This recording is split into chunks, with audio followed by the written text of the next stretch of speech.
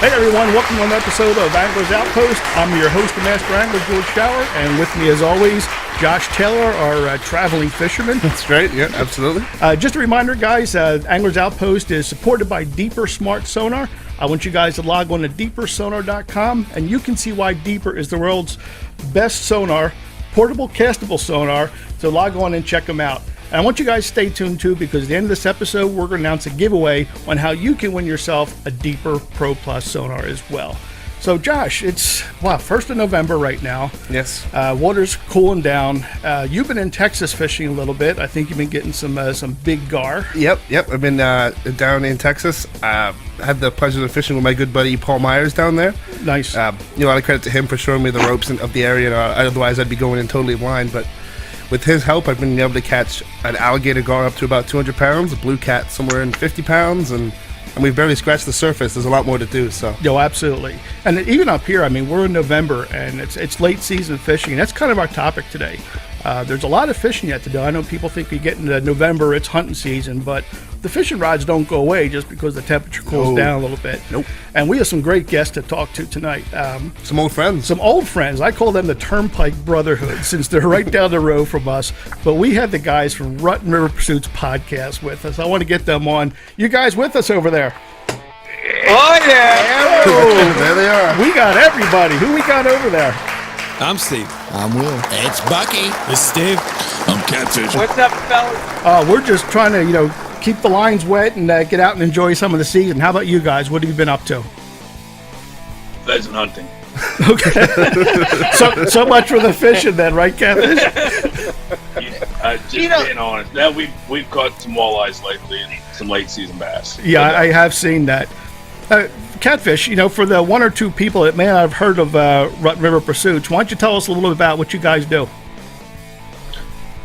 Rotten River Pursuits is a brotherhood. We got together. There's a handful of us that are deeply enriched into the Pennsylvania tradition and just hunting and fishing. I mean, we're not that we live it every day, but at least one of us is out there and we get to share it with each other. So through hunting and fishing, we get to live it as a brotherhood, and we love to share it. With the country, we love to go out and find on our podcast, brothers and sisters like-minded that are, guides and professional anglers, and our next door neighbor who might be, on a hot walleye bite. Let's talk to him too, and it's really about sharing the stories and just sharing the outdoors. So Sonic Campfire. Sonic Campfire. There it is.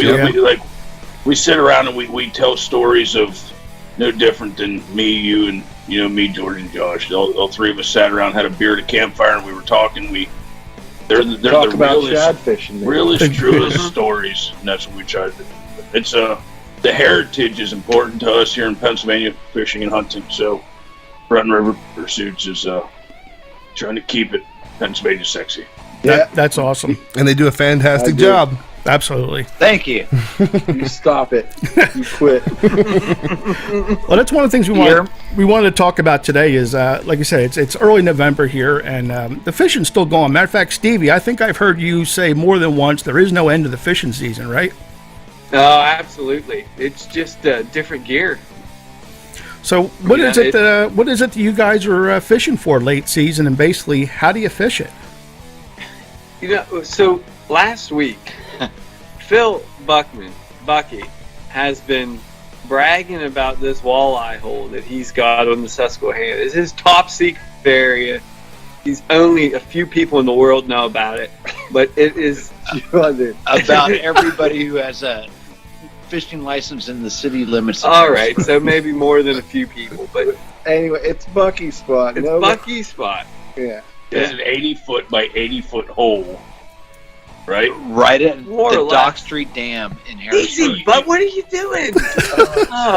There's a censorship beep right there. Right, yeah. Oh. You're supposed to use the nickname. That's why we give things nicknames. Yeah. Hit the dump button. Yeah, hit the dump button.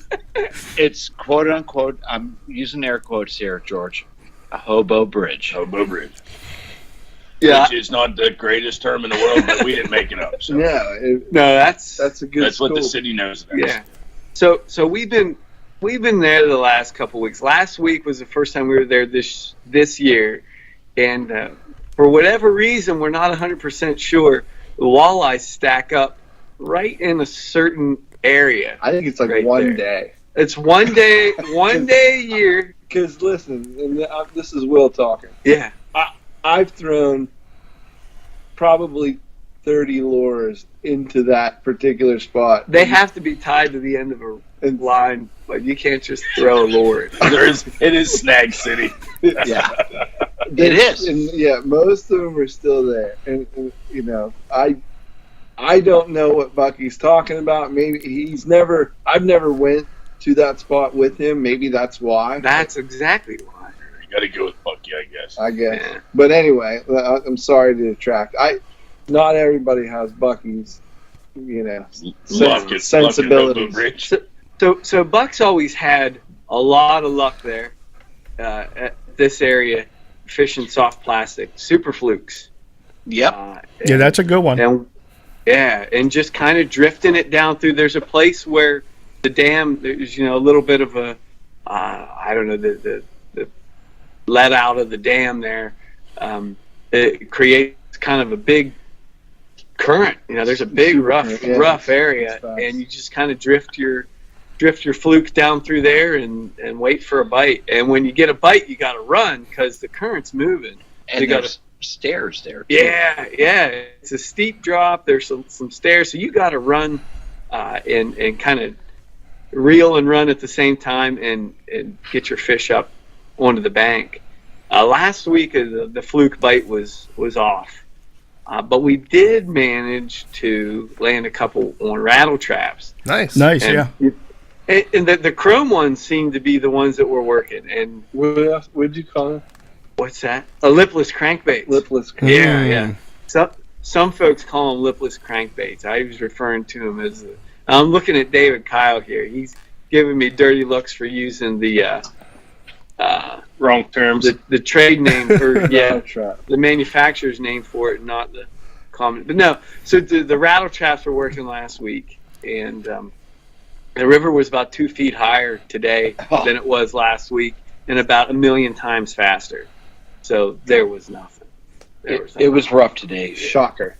But You guys are forgetting. I'll admit, I lost one at the bank. It doesn't count.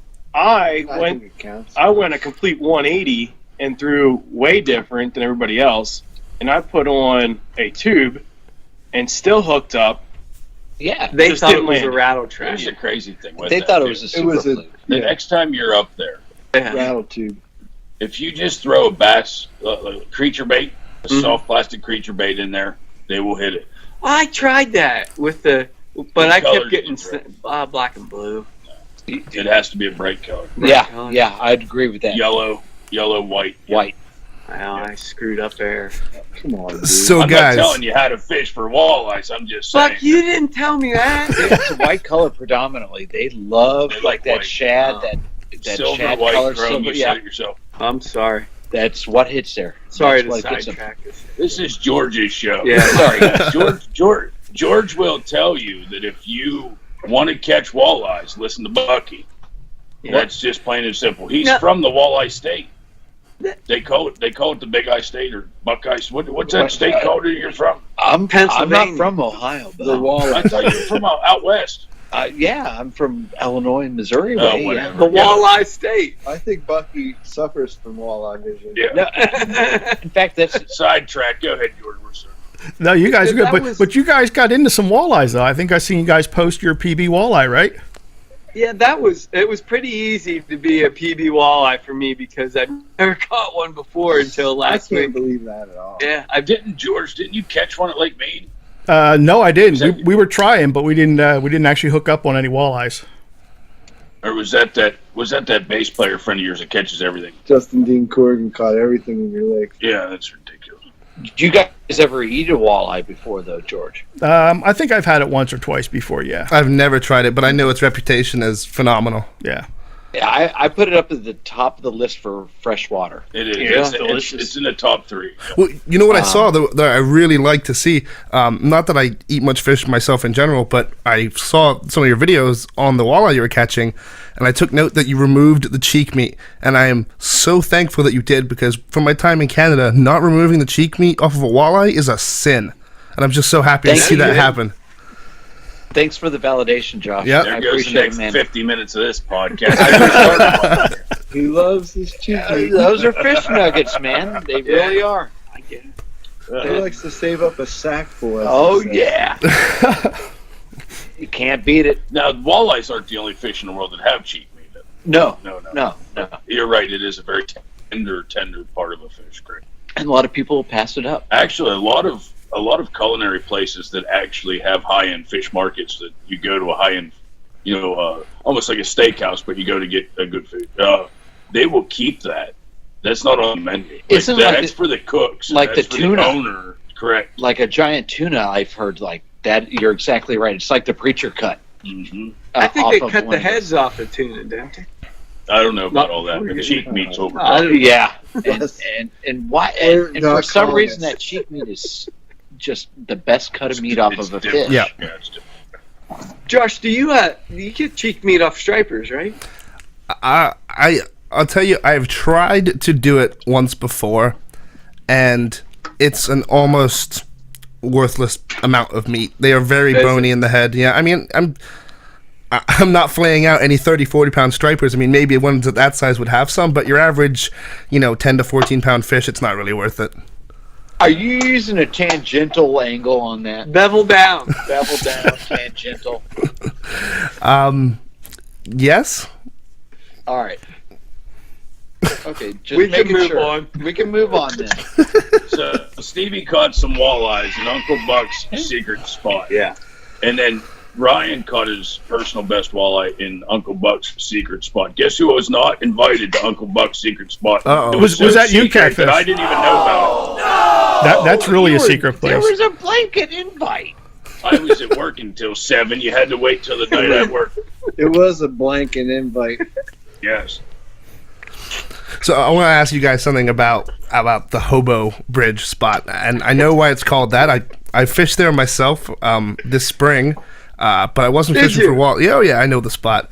Oh yeah, and And we didn't get a call, bud. I tell you, I definitely didn't catch anything that night worth talking about, really.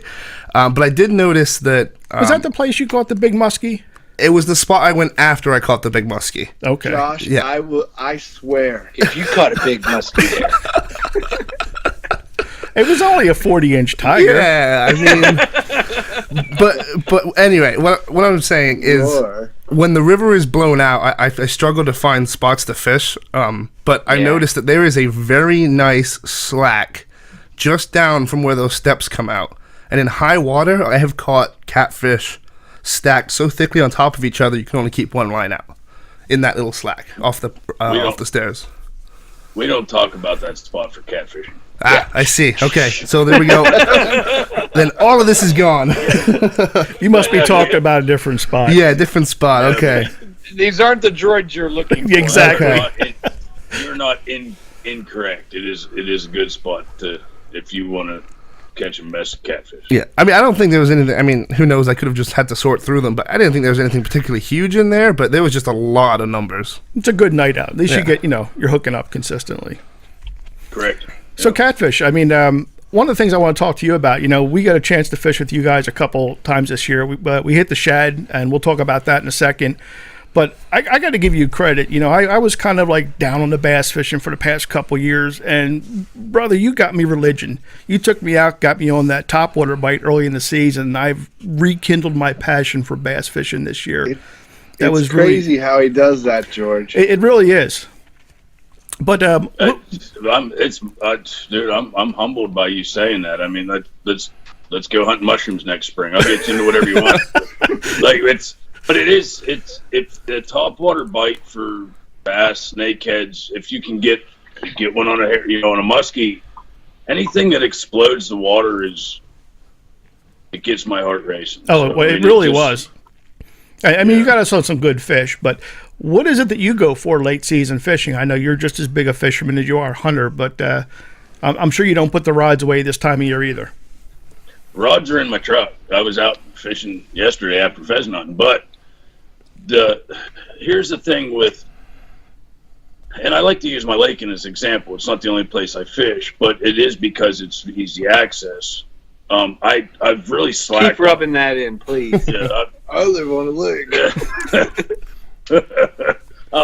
I've been slacking on some pictures, but right now the bass are stacked up in groups. So if you can get a creature bait in and work it fairly slow, a pumpkin seed color right now, working it slow.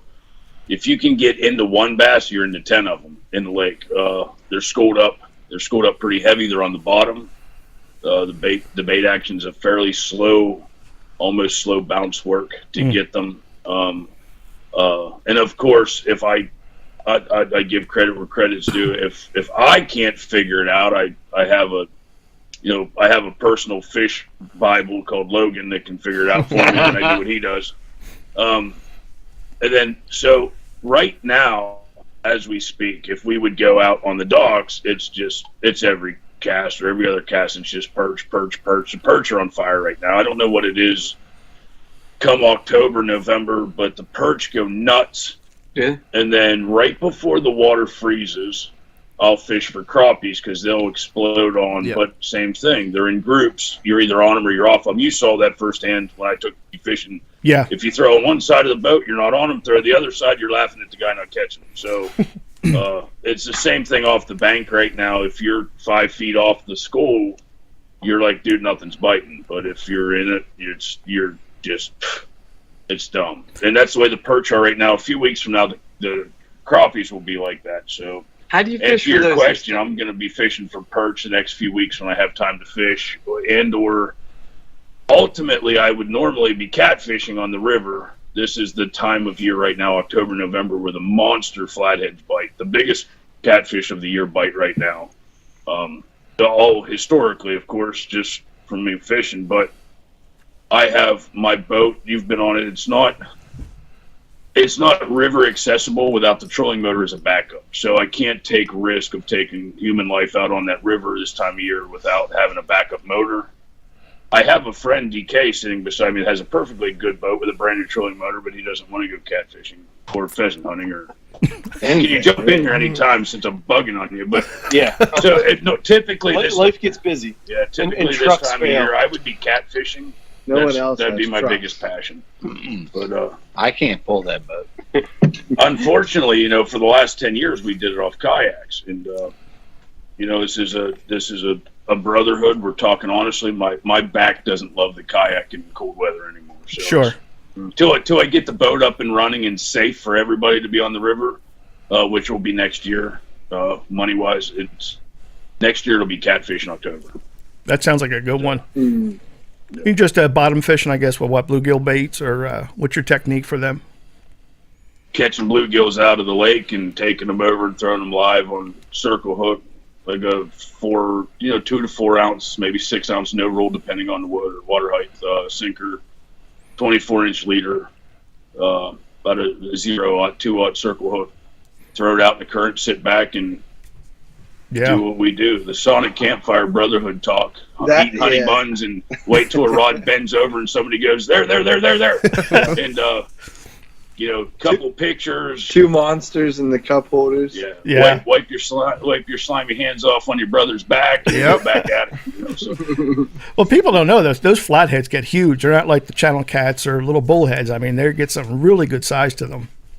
They do. And you know what? We're so lucky to be here in the Susquehanna in our backyard. Oh, without a doubt. They're such a strong fish. A lot of the guys say they don't actually fight. And for the most part, I can almost agree with that. They don't fight heavy at first. They're just heavy. It's like you're snagged on a wet log. Right. They use their body weight and the current to fight you. So it's almost like a stalemate.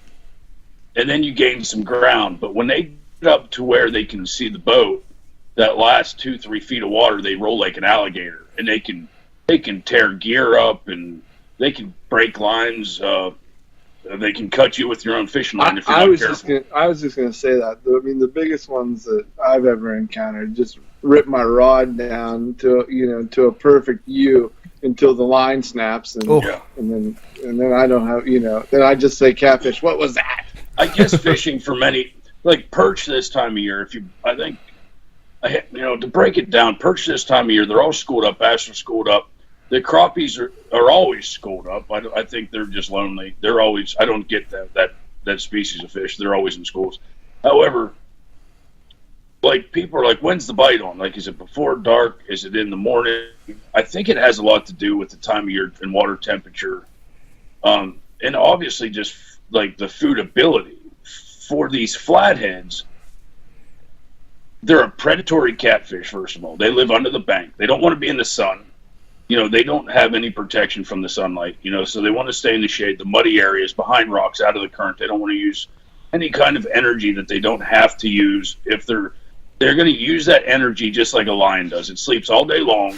It comes out when it wants to feed. It comes out with one purpose, to hit something extremely hard, to kill it, to turn around, take in all of its glory of what it just did, feed on it, and go back and sleep. Right. So when you get slammed by a big predatory flathead and you're sitting there and you're talking and this rod just slams to the water, the worst thing that somebody can do is wait 3 or 4 minutes and go, man, we missed one, and reel the line in. It isn't like that. If you watch a lion hunt, it will knock its prey down and kill it. And then it'll sit on it and wait for the pride to come. It'll stick its chest out and go, look what I did. It doesn't tear into it right away. Mm-hmm. These predatory flatheads, I have found just by experience, time after time, when you get slammed where your rod tip tries to break your rod, it is a big, big fish. They like to kill their prey, and they like to savor the moment by swimming around it. You may get these little weird taps and bumps on the top of the rod, like there's something else there. It's just tasting it and feeding on it. And then all of a sudden, your rod will go down and stay down. And that's when you want... Yep. The worst thing you can do is check your bait after a big hit for like 20 minutes. Gotcha. Because it can definitely come back. But that's what they do. They feed once or twice, a night, every other night. And they go and they lay down, and you just don't see them. They're under banks. They're in weird places under rocks. But in a live bait scenario, too, like you can tell that your bait, depending on what bait you're using, if it's a bigger sunfish, you can tell when they're getting harassed because it looks like you're getting like hits, but those, I think that's really cool to watch. And you don't want to touch it, you know what I mean? Just watch it go. That sunfish is running around the schoolyard just like a bully's chasing him. Sure. Like he's playing with it like a cat does a mouse. Yep. Well, just to put it all in perspective, I mean, let the folks know what size catfish you normally get when you talk flatheads. How many pounds? Well, here's the thing. In Pennsylvania, north of Lake Aldred, so we're going clean up here to the Route 30 bridge. Above that's in Marietta. You go up to Goldsboro, the Foulmouth. Above that, you don't really get into flatheads. A lot of people say they're not above Goldsboro Dam. I have heard guys catching them. I think guys catch them and put them up there. But in that section of river is 6 miles. Somehow they were introduced. Somehow they're an invasive species. So somehow they were introduced to the Susquehanna. Sometime they're guessing around 2005 to 2003 in that area. Now I did that backwards. 2003, 2005, and they do grow substantially big. So in the South, you can get 120 to 150 pound flathead with conditions that are correct.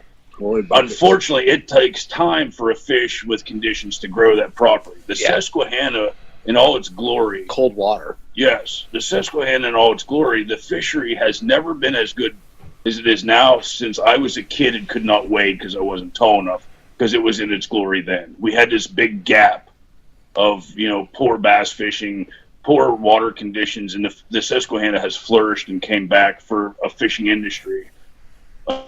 These flatheads now in the Susquehanna River have had enough time not being targeted by many catfishermen with the right techniques to get to these sizes. And they're in places where they're hard to bow fish and they're hard to get out unless you have a boat with a jet engine because of rocks. a certain style of boat, what the case be. A guy who's just committed to spending as much time catching bait as they are trying to catch a catfish. Sure.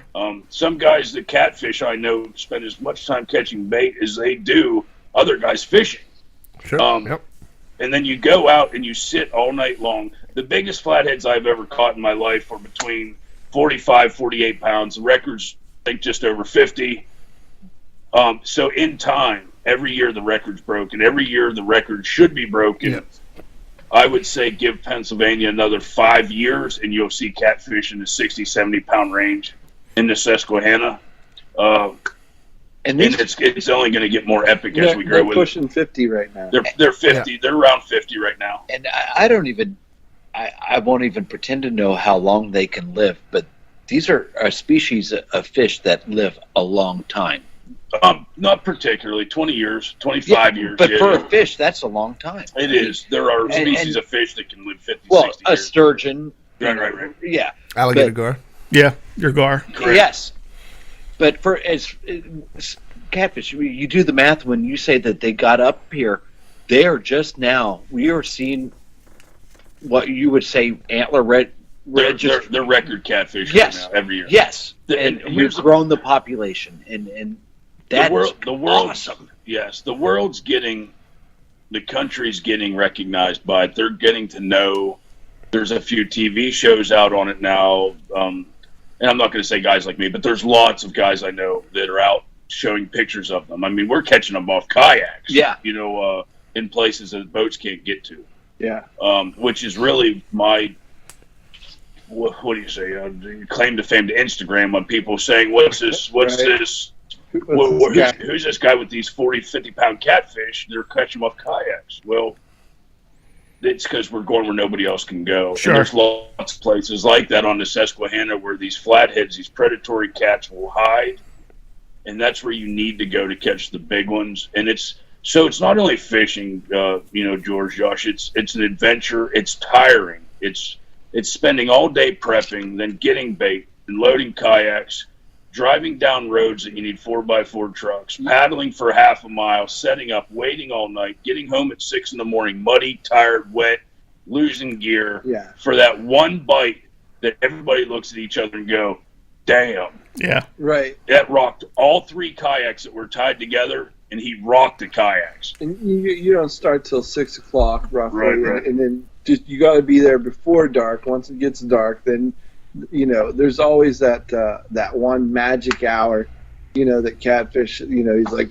cat magic hour, like he just calls it. I don't know if he calls it or if he actually he has some kind of natural trigger, like feels it in his whiskers or whatever, but he just nose hair. He tells them when to bite. It's magic hour. It's just you have to if you want to but be. It's like between it could be like any time, but it's like 12 o'clock at night.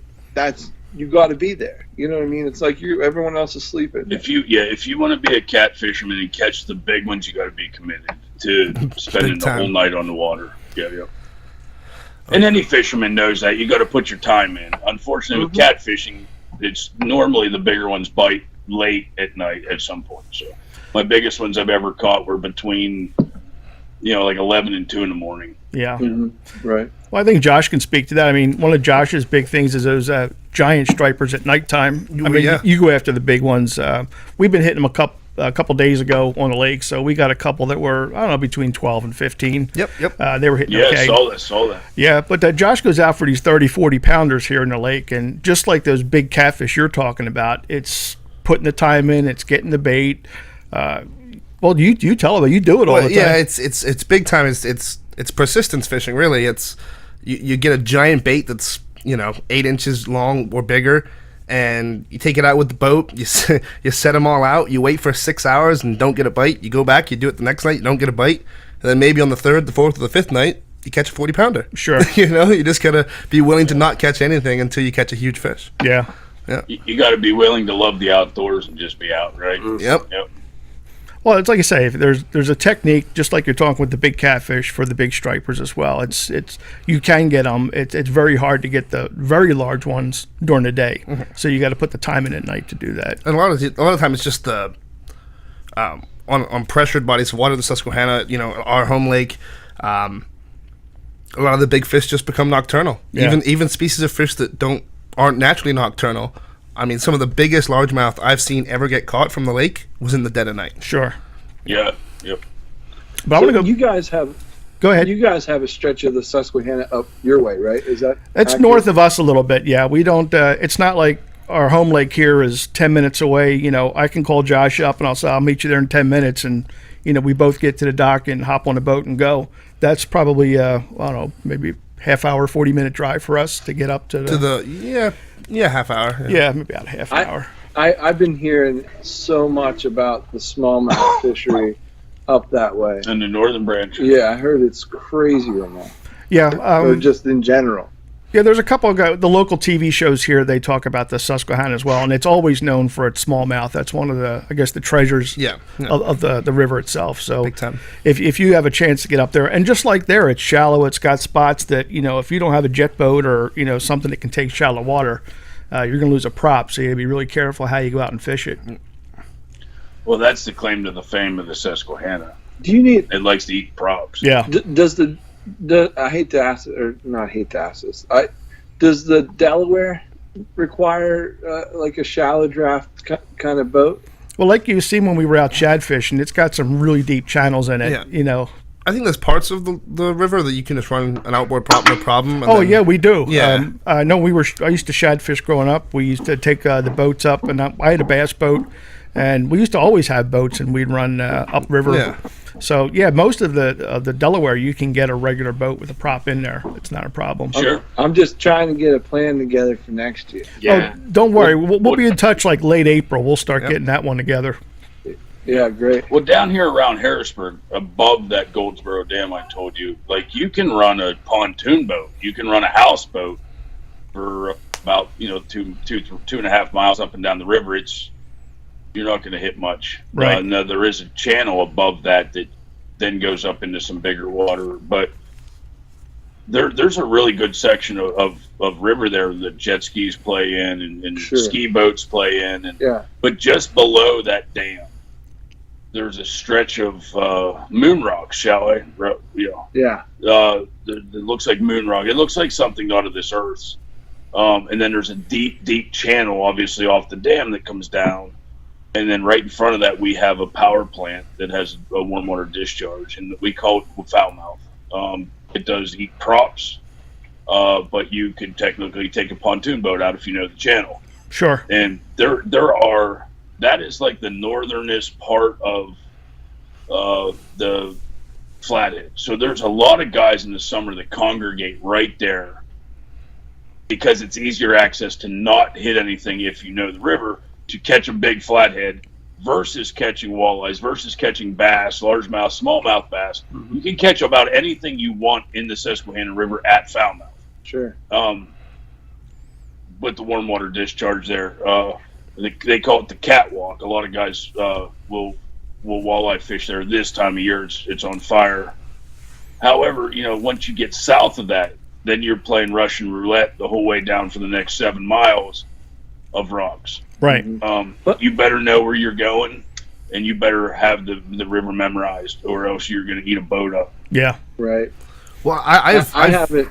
I've fished foulmouth before a night for flatheads, and I've heard people, what sounds like people bouncing their boats off of rock. Like, you know, you'll hear a Correct. big whack, and then they'll just, you know, maybe they'll slow down for half a second, but they'll just keep going.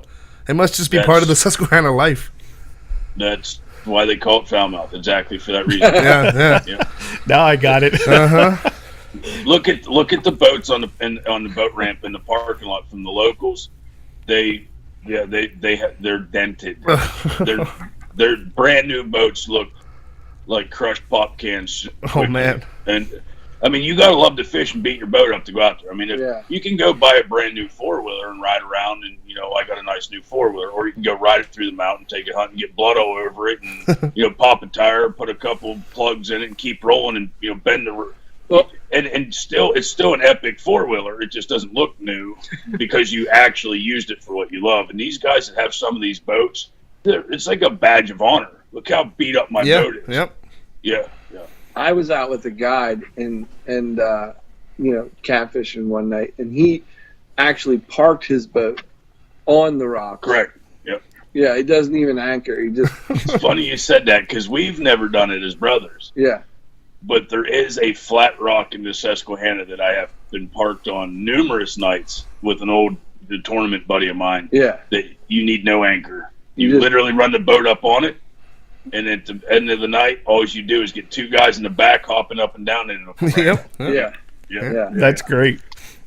And Catfish, you talked about the crappie bite too a little bit in the fall, and I think that's one of the great things. And we did that last year. Did a little bit of jigging for crappie. They really do school up in the fall like this, don't they? That's a good time. If you can get on the crappies, it can be one of those giddy schoolgirl days. Like in 25 minutes, you can just sit back and go, I want to catch you more fish. It's I've never gotten there. I just want to go. yeah. Well, I honestly think George and I with Steve did that one time this summer where we just like, you guys had enough, like, let's go eat. Yeah, like, it was so fun. It was just. Catfish set us up. He took us out and said we were catching these topwater bass. And he goes, all right, well, it's a little bit later in the day. The bass bite's going to turn off. We're going to hit crappies. He goes, there's going to be these little clouds, he called them, of crappie. Well, I think I could have walked across them and got to the shore if I wanted to. I mean, they were just stacked up. He goes, well, you throw this little bait here, and he said, if you can get it back to the boat, it's probably going to have a crappie on it. And he wasn't kidding. I mean, it just he knows how to put you on them. It's a great time. Yeah. And you did it in the fall too, and that's like last year, Josh and I, we actually did a little vertical jigging for them. We would get the boat over to school, kind of sharpshoot them on the sonar. And we were using ice fishing rods actually, just fishing rods and with little ice tiny fishing jigs. Yeah, and just doing little vertical jigging and hooking into crappie all night long. It was Do you fish for them differently in the cold water than you do in the So like are you talking about like an ice water? Well, like this time of year. Yeah, I do. Different techniques. I mean, when we're fishing for them, when we were fishing for them then during the summertime in warmer water, you find a school of them, and you would throw out, let your bait sink to the bottom, and work it inches off the bottom to a foot off the bottom. They typically would grab it when you were moving it from the bottom, foot or two off the bottom, or a couple feet from the surface. Like, it wasn't much in between it. You would get them either way.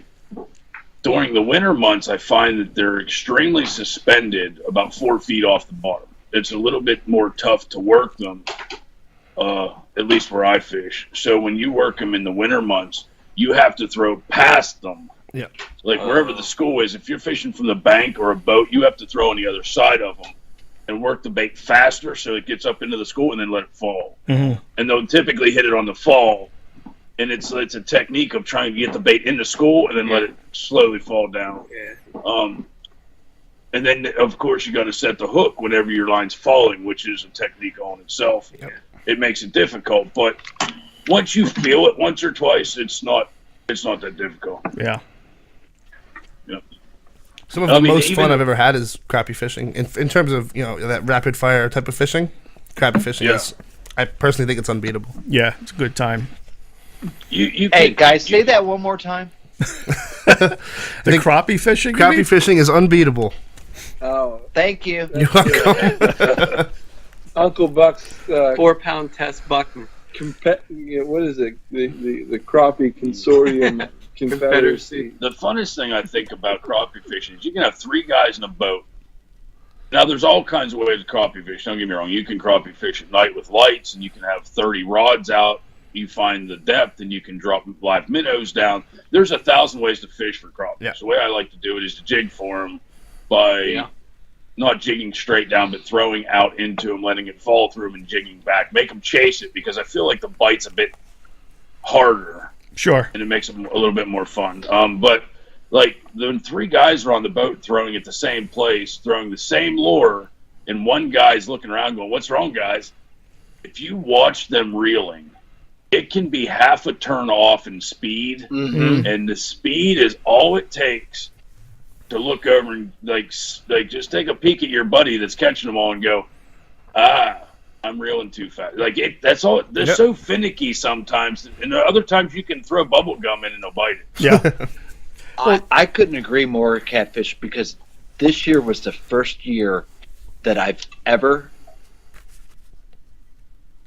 been awoken to that plastics work for crappie. Oh, I've been doing that And I love it. I've never seen it until this year, until I was with you guys. Because you were always a live minnow. I was always live minnow, and finally I stuck to it because you guys forced me to, and I'm a believer. Yeah. Our buddies from Trout Magnet. Yeah. hooked us Yeah. up. Yes. Yep. Well, one of the things we found out too is Josh and I were out. We were fishing one night. I think we were fishing even the same lure, and you had the fluoro leader on. And I just had mono. And boy, what a difference even just a fluoro leader will give you as far as a hookup ratio and what's going to bite. So I mean, we were fishing in complete darkness, and George was using 4-pound mono, 6-pound mono, something like that. I was using the same thing. I think 4-pound fluorocarbon, and the difference in bites between 4-pound fluorocarbon and 4-pound mono at night were 20-1. yeah, easy. I mean, No way. Yeah, big time. And the second he switched out, it was bite after bite. It was as fast as you wanted to catch them. Yep. It's wild how that works. I Yeah. was fishing with Logan the other night when we got into a school bass, and we were catching. I mean, it sounds stupid, but 3-4 pounders. It was every couple casts. We just got into that this weird sounds school. It was terrible, one of those man. epic nights. I was standing right next to Logan, and Logan was throwing the exactly same bait as I was, and he had 25-pound mono on. And the rod that I happened to have with me had 20-pound braid on it. There's no surprise there. Right. And so as we're throwing these baits, identical, I'm matching his speed and everything. Logan caught somewhere between, I'm not kidding you, 25, 30 bass in 2 hours. Like and these, like, they were nice. You know, George, they were nice bass. Oh yeah. And I caught 5. And I just looked at him and went, it's because I have braid. And he went, But I honestly think it was. I mean, the joke was not intended. But the water was clear, cold water, had to work the bait really slow. Sure. I honestly think that they saw that heavy, thick braid pulling. So I do this to contest a lot. Like, if you're sitting at a dinner table, and you're sitting down and you're like, oh, man, there's a Big Mac. I'm so hungry. And then you sit there and there's like a piece of paracord coming out of your Big Mac going off the side of the table. You're like, what in the world? You might think twice. Before you bite. Yes, or whatever you want to, assimilate it to. But I honestly, here's the problem that I had with this whole thing. It's the funny part of it. So I got a little frustrated. I told him, give me that rod. And Logan. So I took his rod and he took my rod. And first cast with my rod, he caught a fish. I was like, all right, give me my rod back. But he has that magic thumb, so that's called. I don't know what it was. Well, even with the species that we deem overly aggressive, like the stripers and the catfish, even at night will not fish without a fluorocarbon leader. Yeah. The bites are so many more bites with fluorocarbon. It's unbelievable. That's a relatively new concept, though. I mean, we didn't have that when we were kids, right? No, exactly. Yes, yeah. We didn't have braid either. Yeah, you're right. I rejected braid for such a long time. I hated it, and now it's all I use. Yeah, I did too, and it's all I use now as well. So you were asking, going back, not to back up. So right now, this time of season, if guys are listening to this and they want to know what to fish for, there's a really hidden gem right now, too, that people aren't fishing for, which is exploding. It's one of the top times of the year to fish for them. If you have a white spinner blade, single willow blade, or a double spoon blade, or you have a silver crankbait, maybe a rattle trap, or like a 4-inch Rapala in chrome or white, right now down in the eastern coast and sometimes places in Delaware River, Potomac, the snakeheads are on fire. Oh, I've really wanted to catch one. This is one of the best times of the year to fish with them. The guys on the, if you want to look up like the Delaware Snakehead Facebook page or whatever that thing is, they're killing them. Yeah, that's one of the ones on my bucket list. I haven't gotten one of them yet, but I think that's something we're going to have to really maybe try for next year. Yeah, I want to catch one of those. Yeah, big time. I have not fished for them in the fall. We gone this spring for them for topwater, and it's just the explosion that they make's pretty stupid. If you're addicted to topwater fishing, you need to at least invest some time into try snakehead fishing. Yeah, I think that's definitely something to do for springtime. Right after the shad fishing, we'll try that one. Do you think you could catch a snakehead under the ice? I don't know that, but I'm not opposed to trying it. That sounds like a good They time. gotta eat. Yeah, I'd have to look into that. That might be fun. Snakehead's got to eat. Yeah, snakehead's got to eat too. Yeah. Well, Bound to get hungry. Hopefully, you guys are going to come out and do some ice fishing with us on the lake this year. I don't think that's going to be a problem. There. Bring it on. Are we? Yeah. So here's the Tiger wild thing. muskie. Like last year was the first year that Stevie and I got to go out on Lake Mead and actually drill holes in the ice, and actually use the deeper smart sonar to ice fish. Yeah. What a giant change it was to take the deeper smart sonar out, opposed to a giant. I'm not going to say big brand names I have, but a battery, Yeah, sure. something heavy and luggish, and going out and going. Like I sat back on a bucket last year, threw the deeper in a hole, and just sat back with my phone and was like, Steve, they're not here. Yep. Drill another hole. Steve, they're not here. Drill another hole. Because it's the same thing. You have to be on that cloud, per se. Correction. Hey, you want to know something really neat, Catfish? And we did this. We were doing a show with WNEP, Pennsylvania Outdoor Life, and we were actually, you can put the deeper on top of the ice. If you got a little bit of water, it'll actually shoot right through the ice, so you can check it out before you even drill your hole. Yes, you can. Shut your mouth, George. I'm telling you. And it was that we had 13 inches of ice we were shooting through. Yeah, no problem. And we could still see bottom. I think, if I recall correctly, George, we were actually marking a jig through 13 inches of ice. Yeah, we did that too. Now you're just teasing me. No. I'll tell you what, we got to go try that one. I have to make that correction. Stevie and I were fishing. Will was drilling the hole. Those guys were sitting on the holes, and I was running around there. Oh yeah, that's exactly. Drill a hole over there, Will, and check it with the deeper. Drill a hole over there. Yeah, the funny part's like, I start to drill on catfish. It's like, no, over there. So anyway, I can't. I know it's like a V cast. I can't really show you where he was telling me to go, but it was like a bird dog. You know what I mean? He had like a whistle going. Beep, beep, beep. Poor Will, man. Well, that's great. I think like I said, we talked about there's so much fishing yet to do. I just hate to see people say, well, it's getting cold out. Fishing's over for the year, and there's just, before you even get to the hard water, there's just so much to do. Well, look, I really appreciate you guys coming on. That music's telling us we're getting a little bit low on time. But before we go, I got a couple of things. I know. We'll have you guys back on. But, hey, Stevie, why don't you tell people, like I say, that one or two people that haven't heard of you, where can they find R2? Oh, everywhere. So any social media outlet, you can just search for Rut and River Pursuits Podcast. On our website, rutandriverpursuits.com. Man, we got a YouTube page, Rut and River Pursuits Podcast. Check that out. That's pretty much any social media. And on your podcast, too. That's what, in iTunes, Stitcher, Google Play? You name it. Any podcast player, if you have an Android phone, Google Play Music, you can find it on there. The podcast app on your iPhone. I mean, and as we always say, you subscribe. You know what I mean? Sure. You're gonna get us. You're gonna get 2 shows every week, at least. And if you love the outdoors, you got to check these guys out. Please check them out. Like you said, subscribe to them. You'll be glad you did. And subscribe to us while you're at it. Now, before we go, we got one more thing to talk about. You heard us talk about the Deeper Smart Sonar. We're going to be giving away this Deeper bundle. This is their new smart fishing bundle. It's got the Deeper Pro Plus sonar. It's got a night fishing cover, the phone mount, and it's also got a Gerber Dime multi-tool included. So this is a great little package. If you're looking to get something for yourself for the upcoming ice fishing season, or you got a special someone you want to give a Christmas gift, we're going to be giving this away on December 8th. We'll have a drawing. All you got to do is leave us a comment down below that says, I need to go deeper, and we'll pick a random person from anyone that leaves us a comment, and this Deeper will be coming out to you. So, again, December 8th, be sure you get the comments in by then, and we'll be sending you this Deeper Plus Smart Sonar. Guys, I can't thank you enough. Are Anglers Outpost guests eligible for that contest? We'll have to talk about that one, Stevie. We're all friends with Deeper, so maybe we can work something out, Okay. That's cool.